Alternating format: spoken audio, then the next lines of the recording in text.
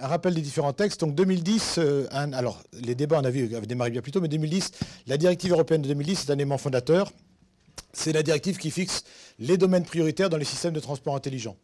Tous les débats qui sont aujourd'hui sur la table concernant les ITS coopératifs, il y a des débats qui agitent le monde de l'automobile, des assureurs, des constructeurs, sont nés de cette directive européenne.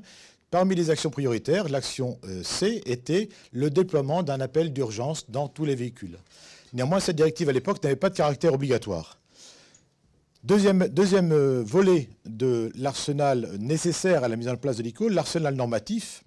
C'est un élément vraiment très très structurant dans le service e-call, par opposition à ceux qui ont l'habitude de travailler sur d'autres marchés des véhicules connectés. Je pense à la gestion de flotte par exemple. On est là dans un domaine où on ne peut pas faire ce que l'on veut, on fait simplement ce qui est conforme à des normes et à des règlements. Donc des normes assez complètes qui fixent déjà deux grands standards.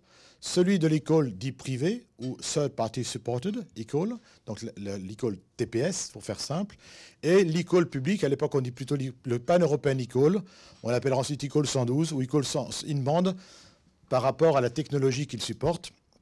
Cet e-call-là qui n'existe pas à l'époque, mais qui est celui que la Commission voudrait voir émerger.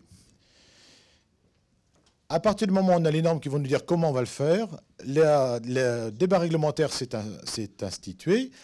Donc on était dans une procédure donc, à la fois de décision du Conseil et du Parlement, donc les États membres et les représentants des citoyens.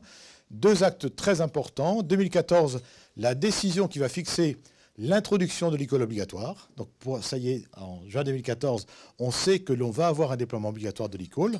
On l'avait évoqué dans cette Assemblée. Donc le déploiement obligatoire à partir de 2018, les échéances sont fixées. Et en 2015, l'année d'après, le règlement qui va concerner les règlements d'homologation par type pour les constructeurs automobiles. Et là, on leur dit précisément ce qu'ils vont pouvoir faire ou ne pas faire. Voilà. Et on verra qu'à travers ces deux actes, qui sont quand même la suite d'un travail de lobbying assez important de la place, notamment des constructeurs, mais en France, les assisteurs et les assureurs ont été assez proches des positions des constructeurs sur ce sujet.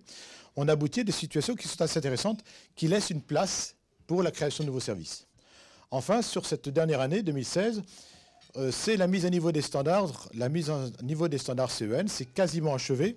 Le seul qui reste, en fait, c'est celui du TPS e-call qui aujourd'hui reste sur sa version 2012, mais il va être révisé cette année. Et puis derrière, les comités de normalisation qui nous indiquent quand même un petit peu ce qui va se passer demain, nous disent, mais demain, au-delà de l'e-call actuel obligatoire, on aura de nouvelles technologies. On aura la 4G, on aura la LTE, et on aura un e-call de nouvelle génération. Le NG 112, voilà, c'est l'appel d'urgence de nouvelle génération. Il n'existe pas, mais on commence à y travailler déjà dans les comités de normalisation.